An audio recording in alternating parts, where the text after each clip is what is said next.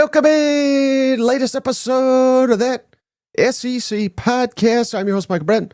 Go by SEC Mike on the Twitters. And there he is, everybody's favorite cousin Shane. How's it going, brother? Hey, buddy, what's going on? Hey, I think I'm going to take myself off the screen for a second here, Shane. They won't be able to hear me, which is probably a win-win for everybody. But I really just want everybody to see that sweet shirt you got on. Why don't you tell us about it? Yeah, check it out. There it is. That SEC podcast, Waffle House edition. We talked about doing this a while back, and I don't know. I just plugged it in there in the computer, and it came up with that. So a lot of folks are saying, hey, we're having trouble becoming cousins. Well, if you click on the link, you can buy shirts, get a coffee mug, whatever. We got a couple of cool stuff on there. And honestly, Mike, we talked about this. I'm going to put it out there. You got a shirt idea? Send it our way. We'll label it under cousin, whoever donated the idea. And then we'll put it up on the website so people can buy shirts and mugs based off because we got some creative cousins in here, man. As soon as I come up with something, they do something 10 times funnier. And I just appreciate everything they've done. So if you got an idea, shoot it to that SEC podcast at gmail.com. And we'll be sure to give you guys the shout out when we roll it out. Well, Shane. Speaking of shout outs, there he is. Shout out the legend. Cousin JR has done it again. This time, Shane, Cousin JR has blessed Travis Shuttleworth. Travis, welcome to the family. The memberships in this podcast are brought to you in part by Cousin JR. Yeah. Appreciate you, JR. Welcome to the family, Travis. Oh, yeah. Thank you, JR. Boy, he's here. He's early. What's going on? JR? He must have plans this evening. Hey, Cousin Tony says Shane's smothered and covered. What's your go-to? You go to Waffle House, 2 a.m. You've been drinking, watching football all day. Mm-hmm. What's Mike ordering off the menu there? Give me I like the omelet with cheese and usually ham. And ham. Do you get hash browns? I mean, I'll get whatever I can get, Shane. I like toast, and I like. I didn't even know you could do this. You can get them kind of like well done hash browns is how I like them.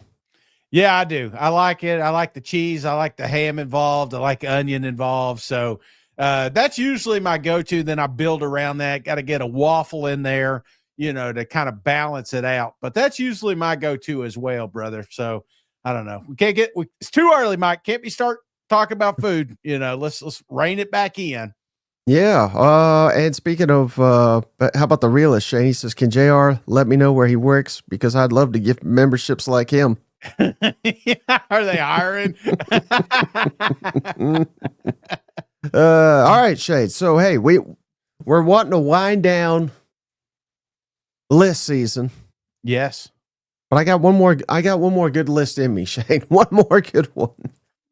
I've ranked. Well, we do got a little bit of news. We'll get to the news in just a second. But I have ranked, Shane, every single SEC play caller.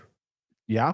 For the 2025 football season, offensive coordinator, defensive coordinator. And really, I'm leaning towards, there'll be some people that bicker and complain and this, that, and the other because, that's going to come naturally. But I'm going with a guy that I think is calling the plays. Yeah. Not always necessarily the offensive coordinator. It's not always necessarily the defensive coordinator. I'm going with the guy that I think is making the majority of the decisions on Saturday, and I'm calling that the play caller on each side of the football. Does that make sense? Yes, it does make sense. Okay, perfect. I'm glad you're locked in, Shay. I don't think you heard anything I just said. No. I was just glad you didn't ask me a serious, deep question. I'm just catching up with the cousins. A lot of them excited about baseball and softball, and I get it. And I'm rooting for your teams now that mine are not doing so well. Right. And then, like I said, so this will be one of the last list seasons, maybe not forever, but Shane and I are sitting here calculating, putting on our wizard hats here, but We don't have many days, believe it or not, till SEC Media Days. Yeah. So at least for show days. So what we're going to do, we're going to start our fall camp preview series. That's going to start on Tuesday. And Shane said, well, hell, what are we going to do? Let's put it up for a vote. It's totally optional. Nobody has to do it. But Shane had the idea. I thought it was a genius idea. I mean, that's all this guy is full of is genius ideas. But whoever donates the most on this show, you let us know who your team is. We'll start the fall camp preview series with them on Tuesday. So it takes a lot of work behind the scenes to get all this ready. So by the end of the show, we'll let you know who we're going to cover, who we're going to start the fall camp preview series. And here's the thing, guys, we've tried every year. We're starting it earlier than ever because the goal is to get all 16, right? I don't even think when we were at 14, we got all 14. So we have never covered every single team.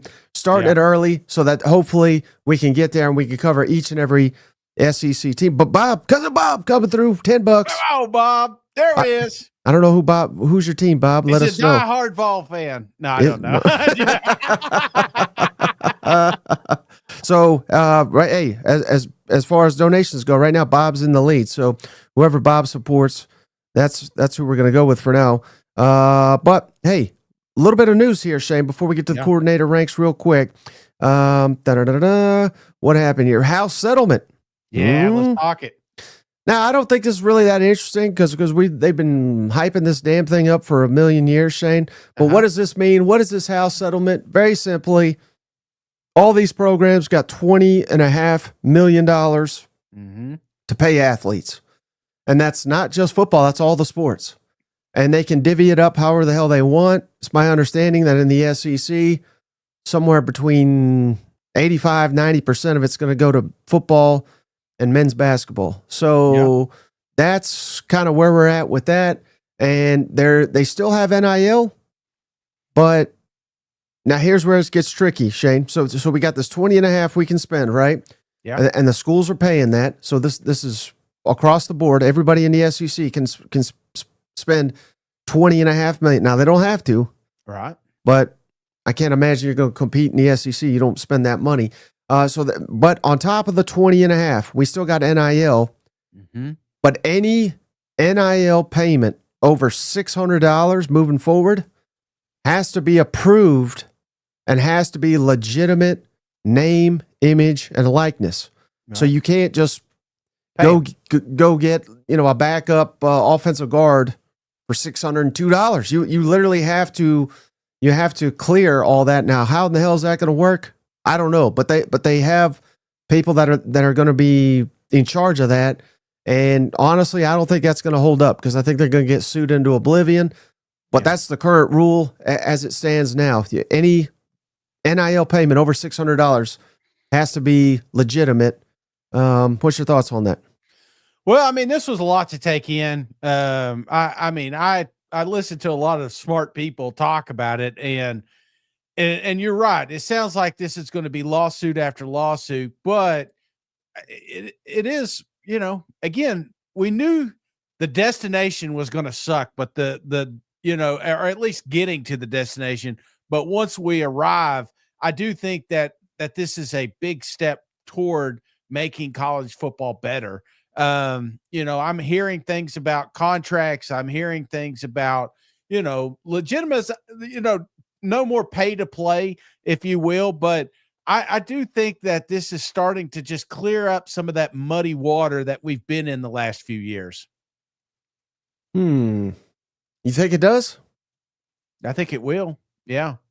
All this is heading to the I'm telling you, brother, I'm not a part of this. I didn't talk to any legislator. I didn't have any input in this situation, but yeah, I do think that, when you start doing revenue share and things like that, when you're throwing out these numbers that the SEC is going to, which they already have been, but when the universities start paying, I think there's going to be some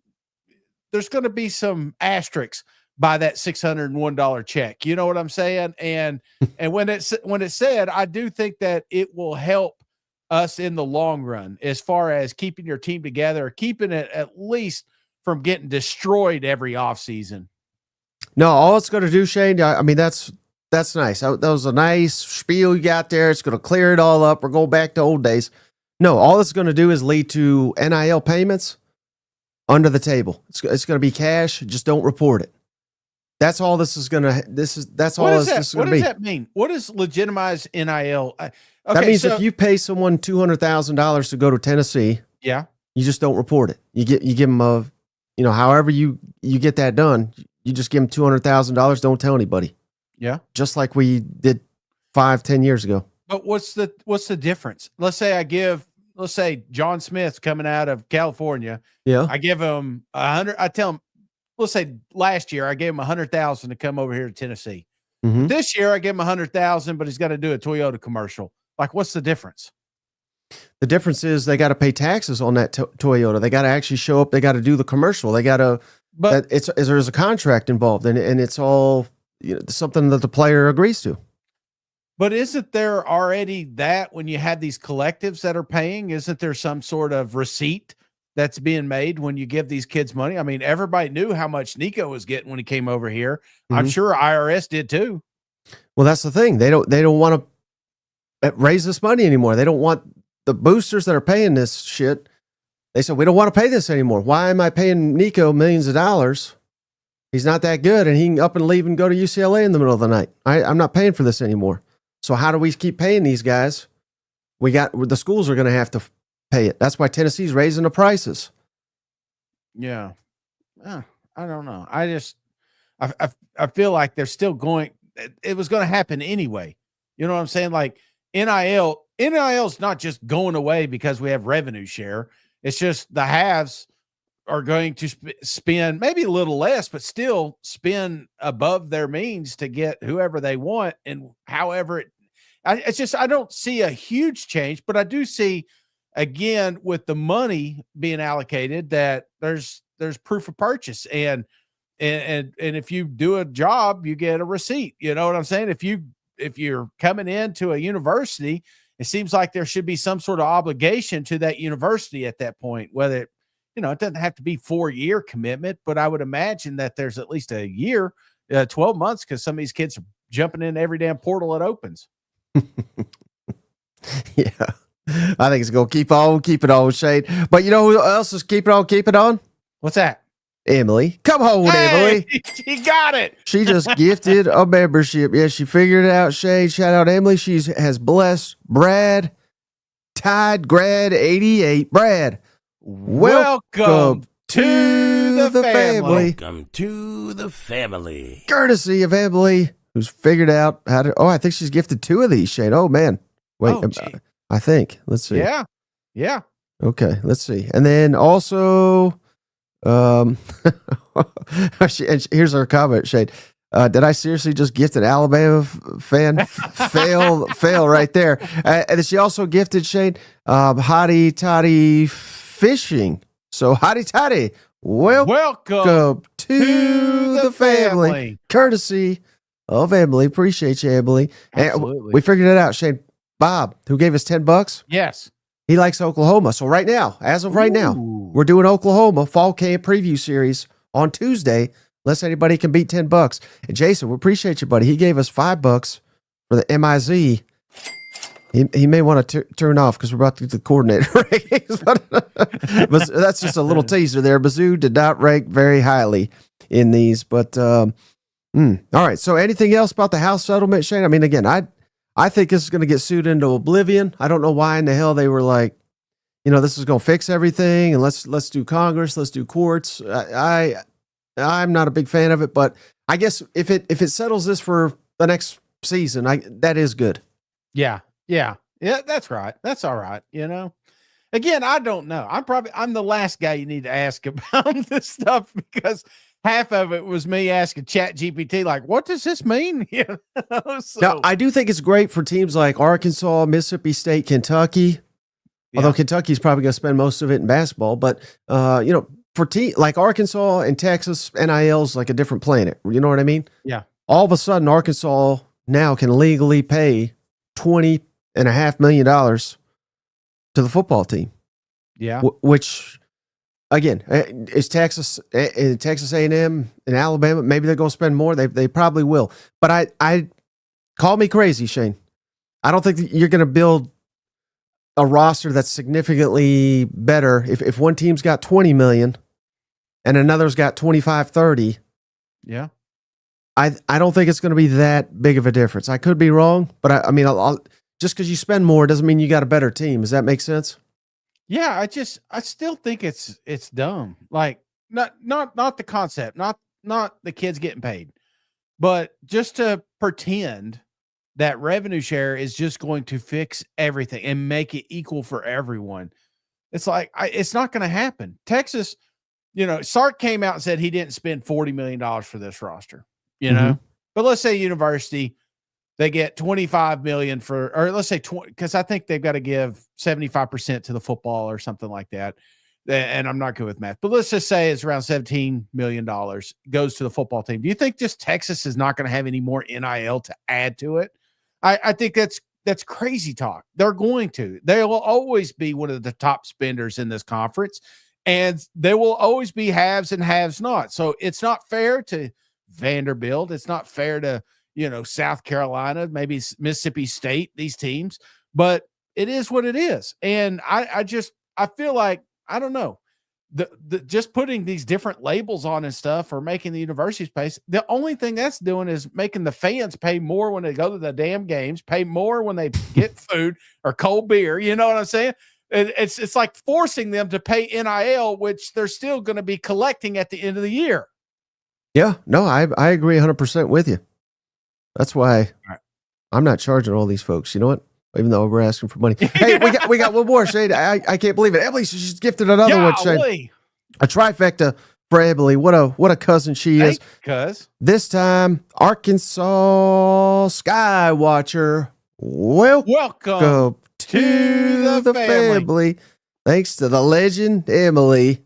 Right now, Auburn's winning then. So that's $5 a pop. That's Welcome $15. To the family. The family. Oh, no, we got to do Hugh Freeze. All right. Yeah, you're right. You're absolutely right. She's in the lead here. So, yeah, I'm writing it down, Shane. Thanks to Emily. $15. Yeah. Auburn. So, hey, now we're doing Auburn. Unless someone can beat it. God, I may donate myself just so we don't have to do it. You know what?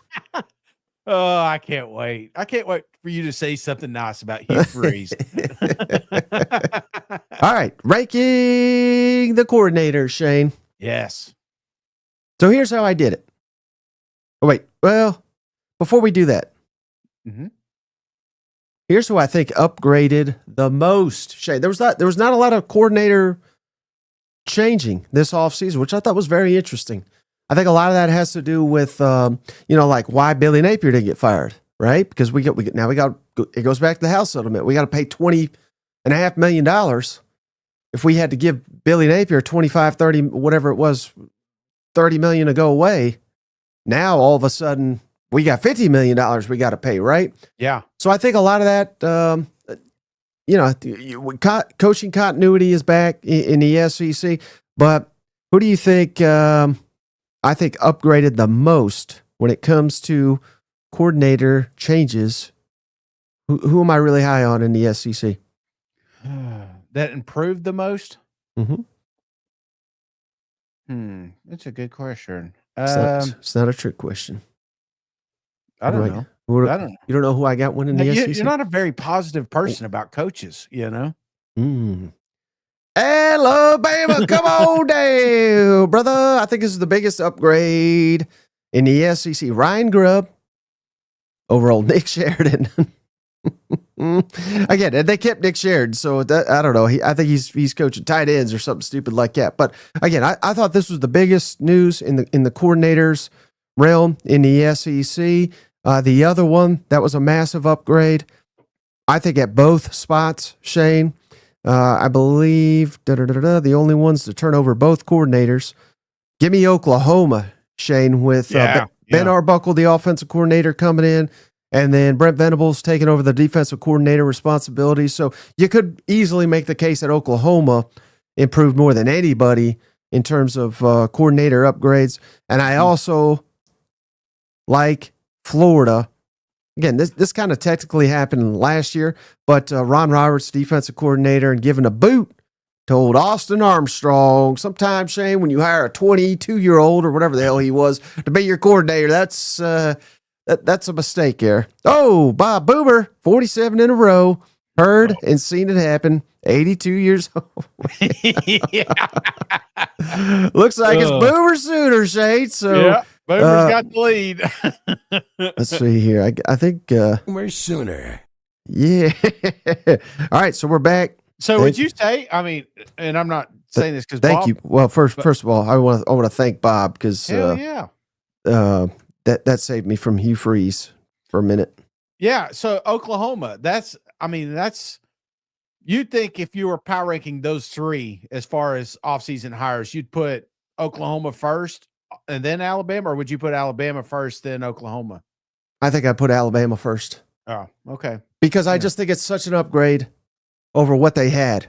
Mm-hmm. Again, I don't know a ton about Ryan Grubb. I'm not going to sit here and act like I watch Washington football, but Washington was awesome with him. Mm-hmm. And again, I was told Kalen DeBoer was this genius coach. And, Yeah. not like he was awful, but he was not great. And all these winning seasons he had Ryan Grubb. Mm-hmm. And Nick Saban tried to hire Ryan Grubb. Mm-hmm. So, I'm not saying Grubb's better than DeBoer, but I think the combo of them, I think that'll be very, very beneficial for Alabama this season, if that makes sense. But again, you could easily say Oklahoma upgraded more. I think you could say Brent Venables was already the defensive coordinator, and maybe that's why Zach Alley left to go to West Virginia, I think, I like this comment from Mike. It says, Mike, we were ranked 150 out of 130 teams in offense last year. That's true, but they're not going to like me saying this, Shane. Yeah. I think if they had Ben Arbuckle as their offensive coordinator last year, I don't think they were like awesome. Yeah. I think the line was devastated. The receivers got hurt. They didn't have a huge impact running back, and of course, quarterback was a problem. Yeah. I don't care if they had may he rest in peace, Mike Leach as the offensive coordinator. I think Mike Leach would have done a hell of a lot better job, but they wouldn't have been like top 5 or top 10 or I just think it was too much to overcome. Yeah. No, I get it. I was just pointing it out. Pointing out the tweet there. Don't do it. Don't do it, Shane. And then who downgraded? Or I'm not even saying downgraded. I'm saying kind of question marks. Mm-hmm. Because I told you there wasn't a lot of turnover, right? Yeah. South Carolina, I'm interested in it. Now, they already had Mike Shula on staff. Yeah. But Dow Loggins, who we thought that was a questionable hire. Remember, I don't know if you remember this, Shane, but remember Beamer came out here and said, well, did you know 5 SEC teams interviewed him? Remember, like he had to come out here and explain why in the hell you hiring this guy. But Dow Loggins did a hell of a job with Sellers, and now he's the coach at Appalachian State. So you don't get a head coaching job unless you're pretty well respected, and you did a good job calling the plays. Now again, Shula was there, so it's not like they're reinventing the wheel. Mm-hmm. But to me, that's a question mark. And then Clark Lee, part of the reason they did so well last year, he took over the defense, and now he's stepping away from that to be more the head coach with Steve Gregory. So those are kind of the two big question marks in my mind in terms of new coordinators in the SEC. Does that make sense? Yes. And it's funny because Loggins, I probably deleted 6 or 7 tweets last year with his, like, I can't wait to fire this off. And then all of a sudden South Carolina's working. And I'm like, oh, maybe he is good. I mean, it was a rough start. Don't get me wrong. But by the end of the year, I feel like South Carolina lost a good one. All right. So here's how I did it, Shane. Mm-hmm. I've done this before. I think it kind of blew your mind. So I want to try to explain it real quick here, right? Yes, I'm focused. I've got all the offensive coordinators ranked, 1 through 16. And then I've also got the defensive coordinators ranked, 1 through 16. Yeah. So I know you're into golf now. Mm-hmm. What you want is a low number. So that all makes sense to you, right? Yeah. Yes. Okay, so I'm going to go through the offensive coordinators, then we'll do the defensive coordinators, and then I'll give you the final score to let you know who's got the best coordinator play callers in the SEC. How's that sound? Sounds great. Sounds great. Well, because of Ben he's still talking about you and Elko going at it. All right, number one, offensive play caller, Mm-hmm. and I got these in tiers as well. I think these three guys, you're really splitting hairs. I really do, but I got to give the edge to somebody, right? Yeah. Give me the edge. Number one offensive play caller in the SEC. Mm-hmm. I love to give this guy a hard time, Shade, but give me Lane Whiffen. Come on down. He's been doing it forever. I think he's done a hell of a job, obviously, at Ole Miss. And I don't think he's got the most talent to work with. I know last year he had a lot of talent. I think he somewhat mismanaged it. But I don't think there's anyone better on a Saturday game day calling the plays on the offensive side of the football than old Lane Kiffin. And sometimes he's got to dodge them golf balls, Shane, but even he can dodge them golf balls Yeah. and still win you a game. What's your thoughts on that? No, I won't argue. I won't argue with this message either. The only thing Elko is fighting is GERD. Oh, no, I'm right there with you. And to say not, I would be lying. I try to find creative ways to say Lane Kiffin's not a good coach, but yeah, I think you nailed this one. And then again, these top three guys are in a tier of their own, I think. Yeah. Cousin Paul says Lane couldn't dodge a wrench. Number two, Yeah. splitting hairs here. Give me Sark. Steve Sarkisian down there at Texas. Mm-hmm. Could easily put him number one. You know what? It's interesting though, Shane. You tell me. There are a lot of people. Again, I think he's done a hell of a job. He's clearly done better than I thought he would do at Texas. He's got a world of talent. They got billions of dollars down there to buy a roster. But a lot of people have had A&M's had money to burn for 20 years. They can't put together a college football playoff team. But do you think it's fair at all? Again, Ohio State was really good, right? Yeah. There was a lot of Texas fans saying, "What in the hell? Where's these play calling in these critical situations?" I just recently rewatched Ohio State game. This weekend. Mm-hmm. I was shaking my head, Shane. I was shaking my head, and I don't know. It's like I'm picking at like tiny little scabs here. Because hell, Lane Kiffin can't even get to the playoff. But I don't know. If you can think back, I know that was a long time ago. A lot's happened. Do you think it's fair to critique Sark for any of his big game moments here? I mean, critique, I guess, in the moment, but you were there. You know what I'm saying? So it's tough for me to get on to somebody deep into a playoff and like just throw out the credit that should be given for the 12 games that got him there. So no, I'm not going to critique you in big games because there was big games during the season. You didn't get the Georgia games, but some of that, I don't know. I don't know if some of that, I mean, that's what we do. A knee-jerk reaction. You have a bad game. You either blame the coach or the ref. It's like one or the two. Sometimes a player, Okay. I can't. No. I think Sark is what he's done has been fantastic, and it's a fun offense to watch. Yeah. But I think some of what you just said, you're looking at the coach, head coach. Yeah. Not necessarily the play caller. That would just be again, I'm splitting hairs here.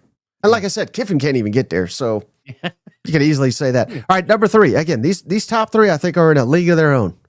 Mm-hmm. Come on, you already know, Shane. You already know who's reinvented college football, basically. Josh Heupel, come on down, number three. Again, he had to switch gears. I don't think he had a quarterback he thought he could trust. So they became a running juggernaut. You know what I mean? So yep. I think it's very hard to pick apart anything Heupel's done, other than maybe a road game here or there. But again, that's got very little to do with play calling. Give me Heupel, number three, offensive play caller in the SEC. Yeah, I'm right there with you. And when you're doing this, I mean, I felt like prime Heupel was when Golesh was there. But do you factor that in, even though you're like with Sark and with Lane Kiffin? I mean, he's not the only one with the headset over there, but do you subtract or add a few points based on who's assisting him? No, because I think too much is made of that. Yeah. I mean, who do you love more than I mean, remember there was about a week ago, you couldn't get this man's name out of your mouth. I think it was more Hendon Hooker. Yeah. Oh, I love Hendon Hooker. Than it was damn Golish. And that's not to take away anything from Golish, Great players make these coaches look even better. And I don't think there's a damn one of these coaches that's going to look very good if they had, Troy's roster. Yeah. You know what I mean? I just don't. You need great players. I heard someone say this over the weekend, Shane. Andy Reid couldn't win the damn game to save the big game to save his life, right? Yes. He gets Patrick Mahomes. I can't lose. You know what I mean? Like he was an idiot. Now he's a genius. You know what I mean? Let me ask you, if last year Tennessee had Hendon Hooker, would they have made the national championship? I think they would have won it. Come on. No. All right, number 4. Now again, I got these next couple in a tier of their own. I think these guys are all kind of grouped together. Give me number 4. Give me the madman down here, Shane. Bobby Petrino. Come on. He has had a fall from grace, no doubt, but I think he's kind of back. And I thought he had a very solid debut, and I think Arkansas offense is going to be sneaky good this year. What's your thoughts on old Bobby P? As long as he's not on a motorcycle, number 4 overall. Yeah, I mean, because Arkansas was actually fun, and that was overnight. And I feel like going in here, that's why I'm not like overly excited because of the roster, but I am a little pumped up about year 2 Bobby P in the system, because I saw it, man. I saw moments in mini games last year where if it weren't for him being on that sideline, Arkansas may have won 2 games. It felt like. So yeah, I am very high on Bobby P, and I think he's a great asset down there in Arkansas. Mm-hmm. Yeah, I mean, just the biggest question mark, and I hate to repeat myself because we kind of talked about it all off season, but it's just, do they have the players? Yeah, and we know they sure as hell got the quarterback. So, all right, number 5. I think this guy gets too much heat, Shane. I think he's an excellent offensive coach. Give me Mike Bobo. Come on down, Shane. He's finally got his guy, Gunnar Stockton. He's been wanting, Gunnar Stockton since that guy was like in the 9th grade. He's finally got his quarterback. I think that's going to fit him to a T. Mike Bobo, record-setting offensive coordinator. I know he's never won the big one, but, Georgia may very well do it this year. What's your thoughts on Mike Bobo, number 5? Let me ask you something. If Mike Bobo were with Arkansas, would you think they would have more success or less success than they did last year with Bobby P on the sideline? Or the same? I'm just trying to, because I feel like sometimes, and I've seen this with some of Nick Saban's greatest teams, he always does this. He would coach these kids up, this coaching, he'd get these coaches in rehab. They kind of joked about it, but you give them 5-star athletes all around, and then all of a sudden your system looks pretty good. And then all of a sudden you're getting another opportunity elsewhere, and some of them succeeded, some of them fell back on their face. So I'm just curious, is there a little bit, and I'm not saying all the teams, but there's several teams that are just absolutely loaded, Georgia Bulldogs being one of them. And Mike Bobo is a guy that gets criticized when shit goes bad, and he doesn't get any credit when it goes good. So I'm just curious, in your opinion, is this skewed at all because of the talent that's down there in Athens? No, because he's been in the SEC a long time. And I don't think he got any credit for what he did at South Carolina, where he had a guy named Kevin Harris, who no one heard of, literally. And then I believe he led the SEC in rushing. And then his quarterback was, I think his name was Hill. Yeah. Some guy they got from Colorado State that, I mean, he literally had like half a good knee. And again, were they prolific? No, but they were solid. And as soon as, I think it was Muschamp's last couple of years there. The thing fell apart on him. And then what happens? And then he goes to Auburn, and I don't know why Auburn people just completely like this erased from their memory. But the first year under Brian Harsin, he was the offensive coordinator. Yeah. They were first place in the SEC West going into November. Mm-hmm. Do you remember what happened in that first game?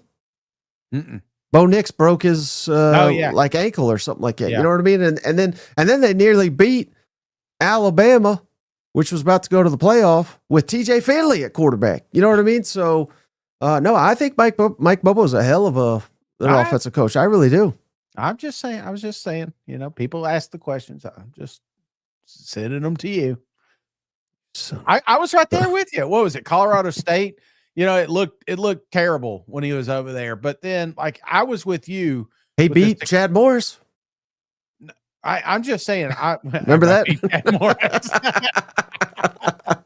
I mean, that's pretty impressive. You take Colorado State, you beat an SEC team on the road.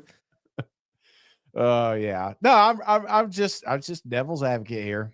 All right. How about again, this guy, I don't know quite how to rank him, but I'm giving him a lot of respect, Shane. Yeah. Number 6, give me Alabama offensive coordinator Ryan Grubb. He could be higher than this.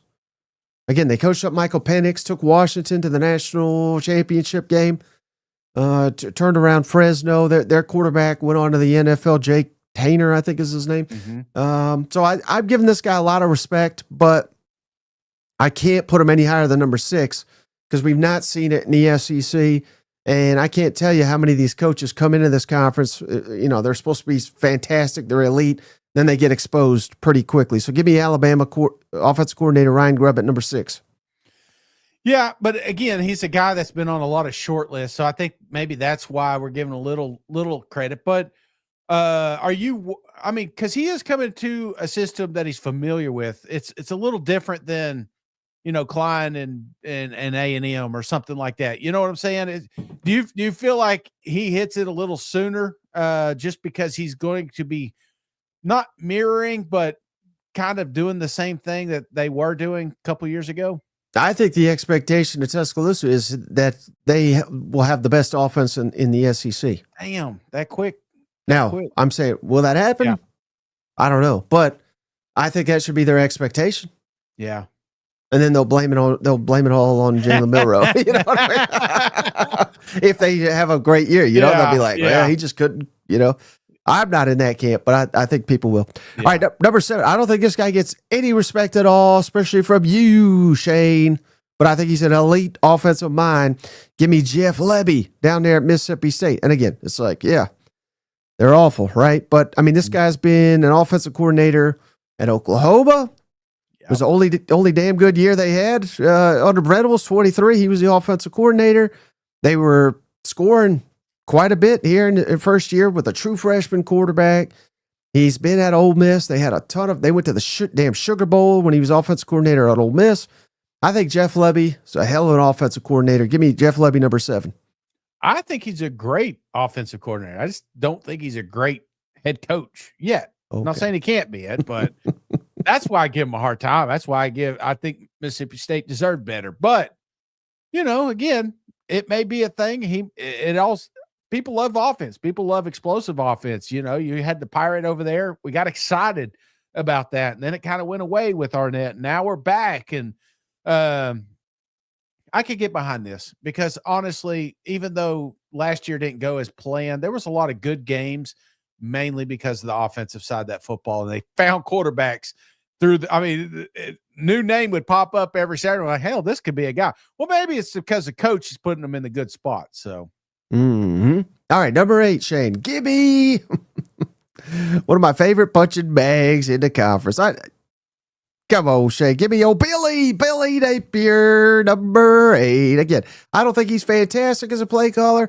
I think he gets a little too much heat. They love to run the ball down there. He's developed some nice quarterbacks. So maybe a little underrated, maybe a little overrated. I'm not sure where in the hell to put this guy, but give me number 8. Offensive coordinator, play caller in the SEC, Billy Napier. Yeah, that's a good spot right there in the middle. I'll give him another 5 years. And then here's another one, Shane. Again, I don't know where to put this guy. Let's put him number 9. Mm-hmm. Colin Klein, Texas A&M, Shane. Again, I don't think people realize it. I tried to say it many times on this show. A&M led the conference last year in scoring in conference games. Not, we're discounting the 52 they scored against McNeese and 26 Bowling Green. We're not counting those games. We're counting just conference games. Led the SEC in scoring, but hell, some key games they didn't show up, particularly Texas, Notre Dame, South Carolina. So, I think it's a big year for Colin Klein. I don't know that he gets a year 3, but I'm not saying he's bad. I don't quite know where to put him after 1 year. So give me number 9, offensive play caller. Yeah, I think this is one that may go up the list, especially when he has more talent. I think second year Reed, you're going to see this program hit a lot quicker. So, yeah, I'm more optimistic about him being down there in College Station than I am, pessimistic. Hey, here's a shirt idea. Fire his ass. Fire his ass. Get it out of here. Put it on a shirt. I like it. All right, number 10. This is another tough one for me, Shane. Give me Vanderbilt offensive coordinator Tim Beck. I think he did a masterful job, but there's a lot of questions. Is it him? Is it Jerry Kill? It's certainly Jerry Kill's system. It's Diego Pavia. But I think Tim Beck deserves a hell of a lot of respect for what they did last year at Vanderbilt, and mostly just stealing possessions and scoring, a hell of a lot more than they're used to down there on the West End. Mm-hmm. Yeah. No, I mean, this was one of those hires I didn't think much of last year, but brother, I mean, you talk about a dynamic duo, these two together. It's just, that's kind of why I'm looking at Grubb. That's what it looks, some of these guys that have that experience, I just feel like that you can't mimic that. That's just something that's natural. And brother, it looked natural up there in Nashville. So I like this one. Another one I'd probably have a little bit higher just because of where they were to where they're at. Okay. Number 11, Shane, Mizzou offensive coordinator Kirby Moore. I love this guy last year. Hate this guy this year. Not hate, but just wondering what the hell happened to that offense that I thought was going to be prolific that didn't quite live up to the billing. I just think his stock's down right now, but it could skyrocket right back up if they nail the quarterback. Looks like they got all the other pieces around them. But give me Kirby Moore, number 11, offensive play caller in the SEC. Yeah, I mean, I could get that. I can't argue that just because of the talent they had last year, and it just felt like, what are you doing? Like that old meme with the stick. It's like, do something. I felt like that many, many times last year that this offense just couldn't get going. Of course, if you've got no backup quarterbacks and the one you in there has, one good arm, it does start to take a toll. And maybe that may be part of our problem is that the offense kind of had to go around that. So, yeah, I'm going to hold off for this season before I move him up or down the list for sure. Well, just get ready for Shane to say this guy should be higher. Give me number 12 play caller, Shane. Hugh Freeze, come on down. I think he, at one time, about 10 years ago, he had an offensive system that was pretty innovative, but not anymore. I don't think so anymore. Now, again, maybe it was the players. Could blame the quarterback all day long. That was his guy. That was his guy until it wasn't, Shane. You know what I mean? So, I don't know. I mean, how many times did we watch a football game last year, Auburn football game, say, why in the hell are they not giving it to that beast back there, Jarquez Hunter? Yeah. Hmm? And then when they wouldn't, they'd say, well, quarterback audibled out of it. It's like, that was an excuse for every damn thing. So, yeah, give me Hugh Freeze, number 12 play caller. I'm right there with you. And mainly because, when you talked about early Lane Kiffin and you talked about Josh Heupel, it's like they identified it's like the NFL. You whatever's good, we're going to lean in hard on that. And that's why I feel like Ole Miss shifts so much back and forth from throwing to running. It just depends on what Lane feels like he's the strongest at. And then all of a sudden, that's what that team's going to be really good at doing. And Auburn, it's almost like sometimes we were trying to fit that square peg in the round hole. Like, we're going to make this work. Peyton Thorne's going to be the thing, It's like, how about you just give it to the running back that everybody else wished they had on their roster, How about Cousin Bend Over, Shane? He says, Hugh Freeze is Timo Jimbo Fisher. Oh, my gosh. No. There should be some words we should not be able to use on this show, and Jimbo is one of those. Chad Morris is the other. Yeah. All right. Now, in fairness, Shane, I don't know where to put this guy, so I put him right here, 13. Ben Arbuckle, at Oklahoma offensive coordinator, did a hell of a job. Washington State made John Mateer the top portal target, scored 40 touchdowns. Washington State was effective on offense, and then, of course, he coached Cam Ward before he went down to Miami, became number 1 overall pick. So, again, this guy, I think I'm probably underrating him, but I kind of respect is maybe not the right word, but you got to prove it to me in this conference. I'm not going to just shoot you up the list. Does that make sense? Yeah. Yeah. Old Silver says Jimbo just cashed another check from him. No, from Texas A&M is what he's saying. Yeah. They're going to be paying his ass for a long time. Yeah, he's got it made. All right, how about number 14, Mike Shula, South Carolina offensive coordinator. I just saw someone in the comments, Shane. They said, buddy, Shula coach Cam Newton and Josh Allen will be an elite combo with him and Sellers. Maybe. But again, what did I just say about? I mean, hell, Cam Newton, maybe the greatest college player ever. Mm-hmm. Josh Allen, maybe a top 2 NFL quarterback. I mean, hell, call me crazy, Shane. I don't think Mike Shula made Cam Newton and Josh Allen. I think those guys, if anything, made him. You know what I mean? Do you remember Derek Dooley on the sideline talking to Dez Bryant? Nobody says, look at all the success that Dez had because of Dooley. Just because you were there doesn't mean you're the reason that they made it. Right. So again, I don't know where to put Mike Shula, to be honest with you, but I'm sure Lenore Sellers will make him look fantastic. Yeah. Because Lenore Sellers might be the best damn player in the entire conference. And if he is, then Shula's going to be probably like a top 5 offensive play caller in the conference this year. That's the big thing for me. Shane Beamer is the coaches that he's not created, but curated, that the ones that he is groomed to the next level. I mean, he is putting out head coaches, not just coordinators at other schools. So I have no doubt in my mind that Shula's in a great spot. He got a great opportunity. I mean, who would not want to work with a Heisman candidate like Sellers? I mean, somebody's going to get credit on that coaching staff. So he's in a great spot there. And and at the end of the year, we may say, oh, look how far Shula's went, but let's not forget the guy he's working with. Yeah, and I think you, devil's advocate, Shane, you can sit here and say, the way these coordinators are getting paid. Yeah.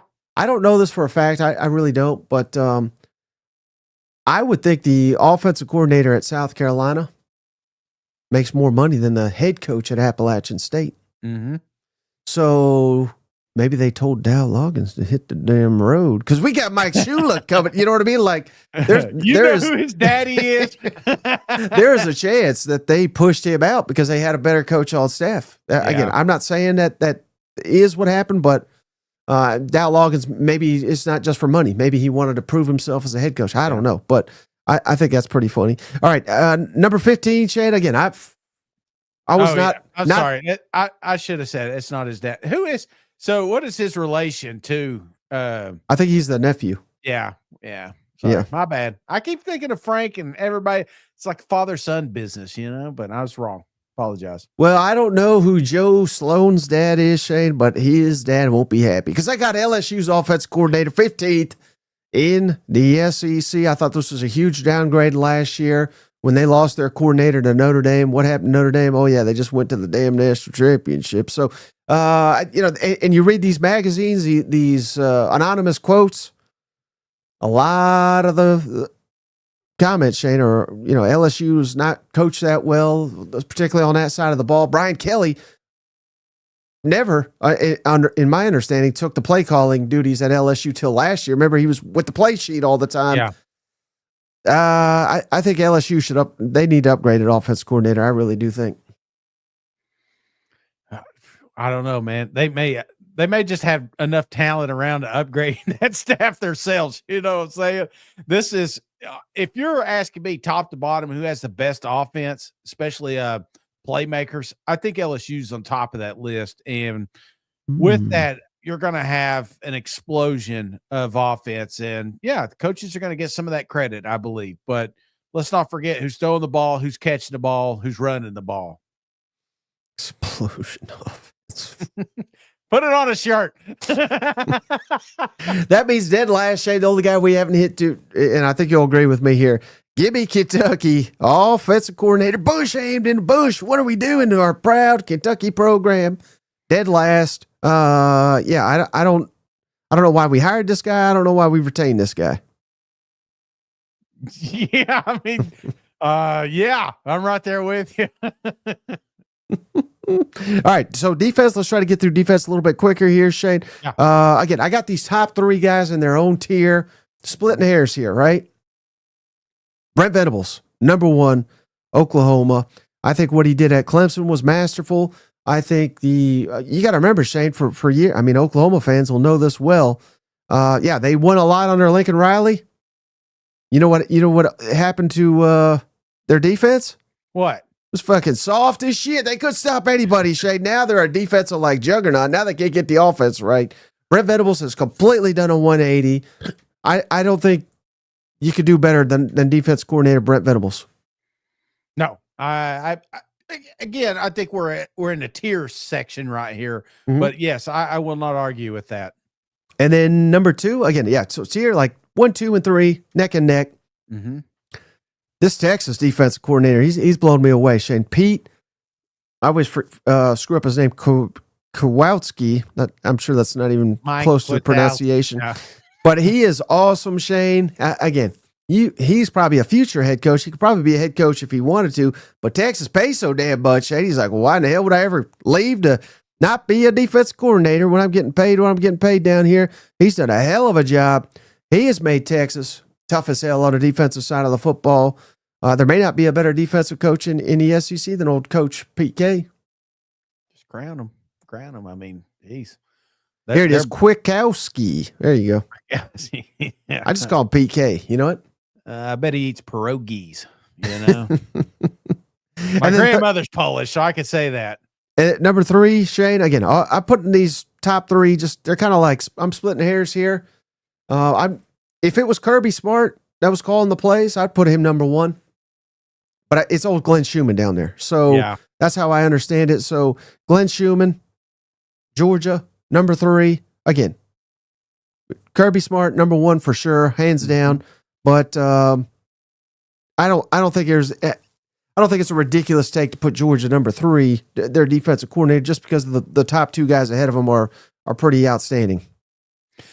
Yeah. No, again, this is a pipeline of defensive coaches that will be coming out of the University of Georgia. I do not see that changing anytime. You are learning from the best. You will be the best. So yes, this is a good spot for him. Now, these next 2 I got in a similar tier, Shane. They're interchangeable in my opinion. Mm-hmm. I love the job that old Pete Golding, number 4, has done down at Ole Miss. Completely turned around the Rebel defense. You know, they've been a train wreck too. Yeah. In years past, but now when it comes to recruiting, when it comes to developing, when it comes to just being effective on a defense, hell, they were better on defense than they were offense last year, I thought. So give me Pete Golding, number 4. I think he's done a hell of a job. Alabama fans wanted his ass gone.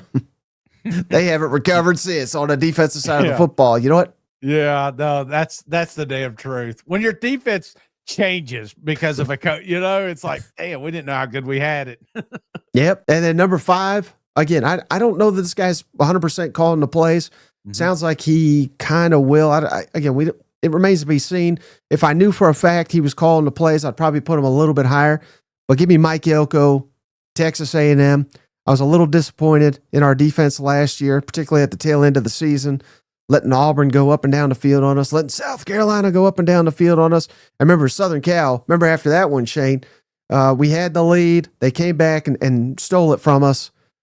Elko, that was the maddest I ever seen him, Shane. He said, buddy, changes are coming. I thought he fired the defense coordinator that day. He brought him back, but I think really he brought him back to call the plays over his head. So give me Mike Elko, number 5. I like it.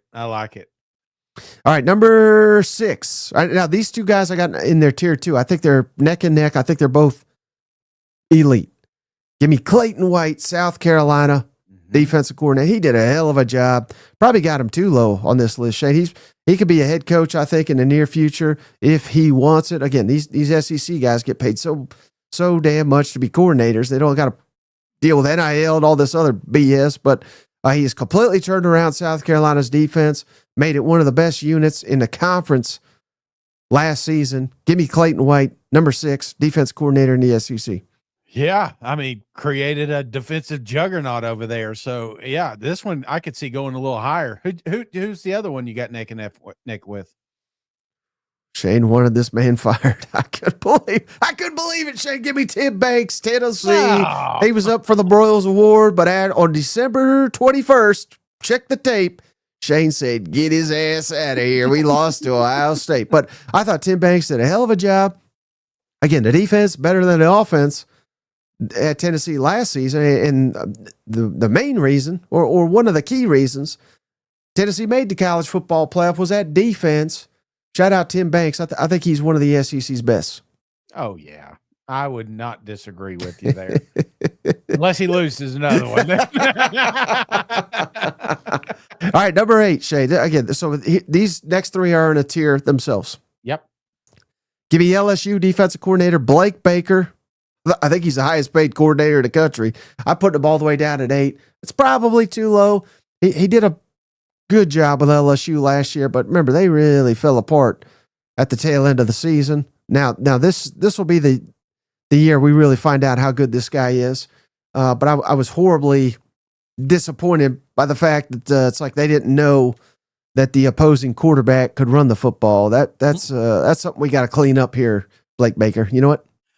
Yeah. This is a guy that had a lot of hype, and I don't know where he was on your list last year, but we had him a lot higher, and he failed us. But there were moments, like you said, there were moments in the season though that we got to see a little piece of old LSU defense, and that was exciting. So, I think that's a big one. Do you factor in any of the other coaches that are around him, like his defensive line coach or anything like that? Did you move it a little bit because of, some other transitions? Nope. I just think he's horribly overpaid is what I think. Okay. Again, he's good. Is he top coordinator in the country? No. You know who else got paid? And you're talking about bringing defense back. He brought it back to the Plains. Come on. DJ Durkin last year, Shane. Again, there's a lot of bad you could say about Auburn. Mm-hmm. But I thought their defense turned the corner. Just the problem was the offense did not and turned it over left and right. So if they had a competent offense, I think Auburn would have made a bowl game and probably beaten a couple of these teams like a Mizzou, like an Arkansas, like an Oklahoma, like a Vanderbilt. Mm-hmm. Hell, may have even been competitive against Alabama. But, ifs and buts and candy and nuts, what have you. But DJ Durkin, he's done a hell of a job, I think, with Auburn's defense. Absolutely. And because I got a lot of people, they're like, how the hell you get on? This is Mike's list. I'm just filtering through the comments here. So you got any problems with it? SEC Mike, go to him. All right, number 10. Again, these 3 all neck and neck. Blaker, DJ Durkin. And I've lost a little bit of respect for the way this team's going, but give me Kentucky defense coordinator Brad White, Shane. They had some NFL guys. I didn't see it last year. From what I hear, they're running a damn country club down there. They need to get a little bit tougher. I don't know if that's all on Brad White. I think it's more on Mark Stoops.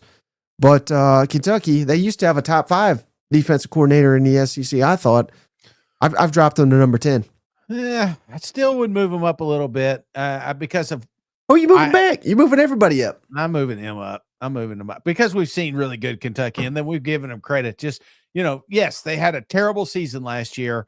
I'm not saying that was because of White here. My opinion. Your list. My opinion.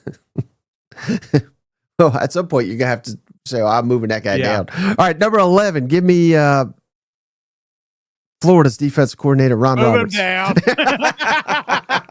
Now, he took over allegedly around I think Kentucky, or no, I think it was Tennessee. And the defense, aside from Florida, aside from Texas whooping their ass, they really turned a corner. So I think Ron Roberts may be underrated, but give me Ron Roberts.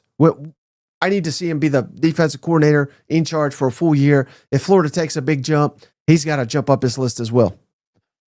Let me ask you, Big Gator Swag here says Roberts is 7th. What he did at UF last season was solid. Right.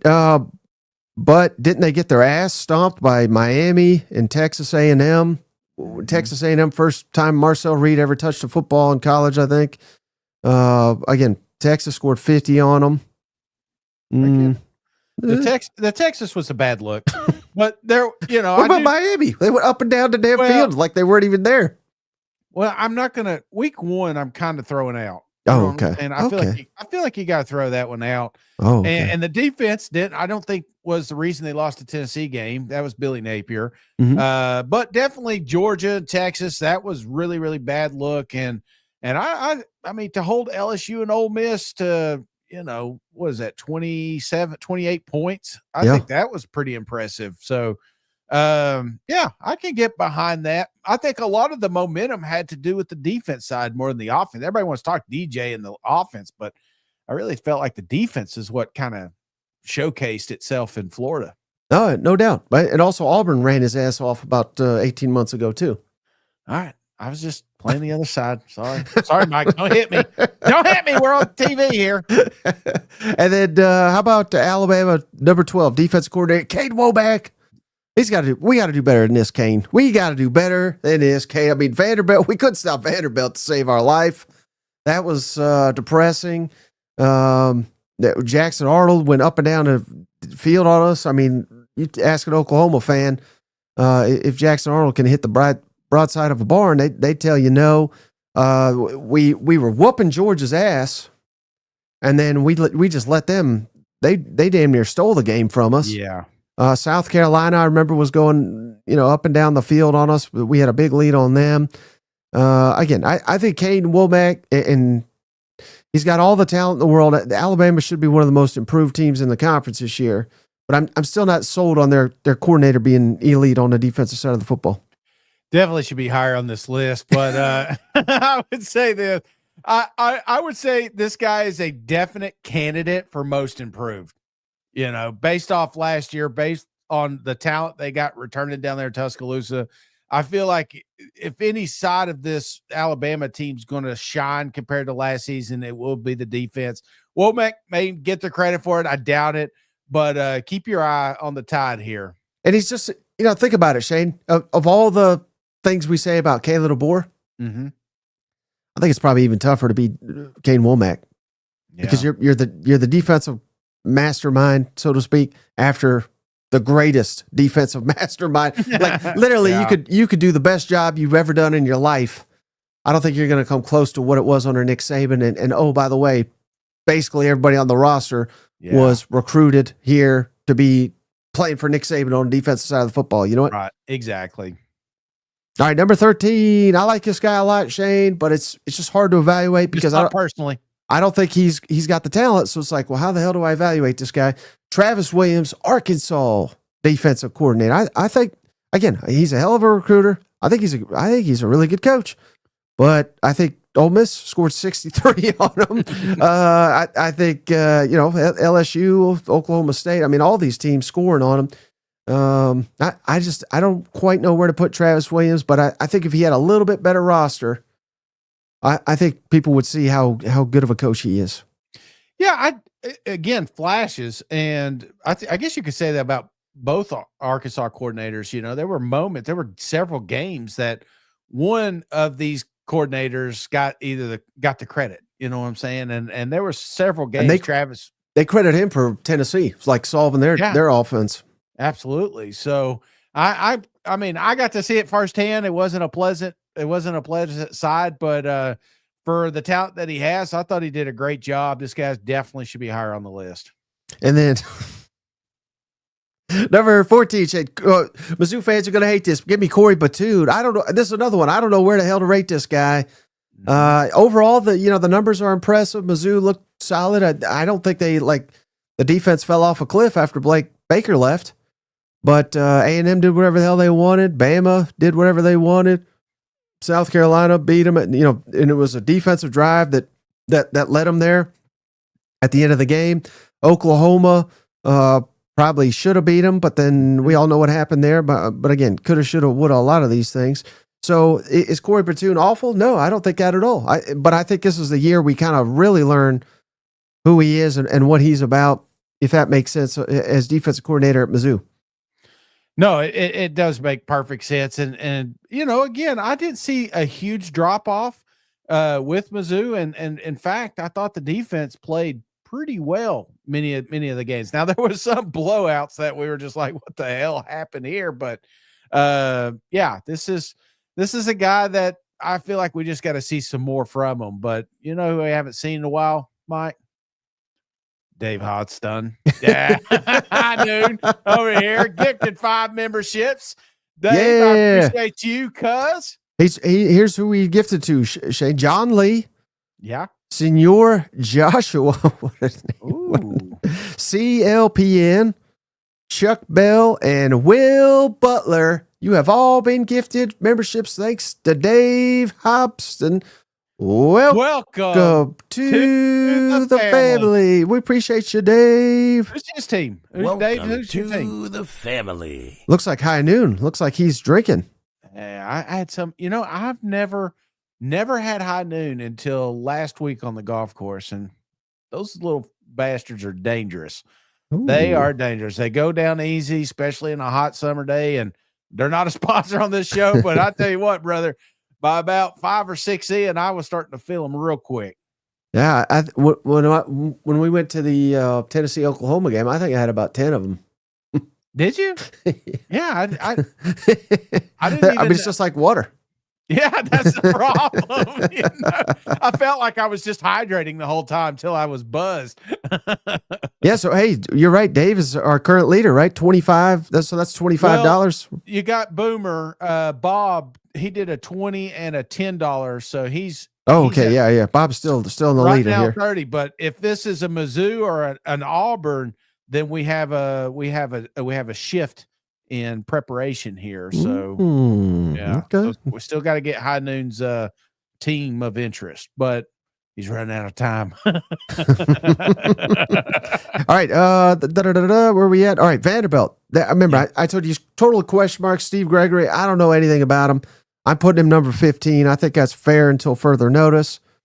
And then 16th ranked defensive play caller in the SEC. Gotta be our guy, Shane. Coleman Hutzler, Mississippi State. Oh my God, we couldn't stop a nosebleed last year. So is it all on him? Probably not. It's probably on a lack of overall talent. But this is the worst Mississippi State defense I've seen since they had the guy they got from Southern Cal. But God, what was that guy's name? Peter Sermon. I mean, that defense was god awful. This was even worse. So Coleman Hutzler, number 16. I think that's fair, right? Brodo says, I think Coleman's ranked too high. Hey, let me ask you this real quick before we give Roast a shout. If Lee would have been the coordinator, where would you have put him on this list? Oh, buddy, I would have had to shoot him up to probably like five or 6. Yeah, I think so. Yeah. Okay, I'm right there with you. I think so. He was a hell of a defensive play caller. All right. Yeah, Rasta. Welcome to the family. Family. We appreciate you, buddy. Thank you, cuz. Trying to think if I got a hook 'em horns. There you go, hook 'em horns. All right, so we've done all the offensive and defensive coordinators. Got Mississippi State here. Mr. Sip says, Cousin Shane, explain any reason for Hustler still being here. None. I've got nothing. He's got a cool last name, Yeah, he does have a he does have a good name. I was going to do this for him. Hail State. Yeah, Hail State.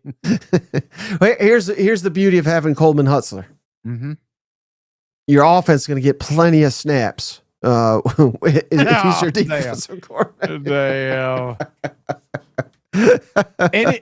And I'll ask, I know we're coming to an end. We've gone too long, but any of the coordinators on these lists, let's say below 10, that you're looking at saying, hey, optimist, let's just say there's a chance this guy shoots to the top. Is there one for offense, one for defense? And we're talking 10 or below. And any of those guys, you kind of have an asterisk saying, this could be something.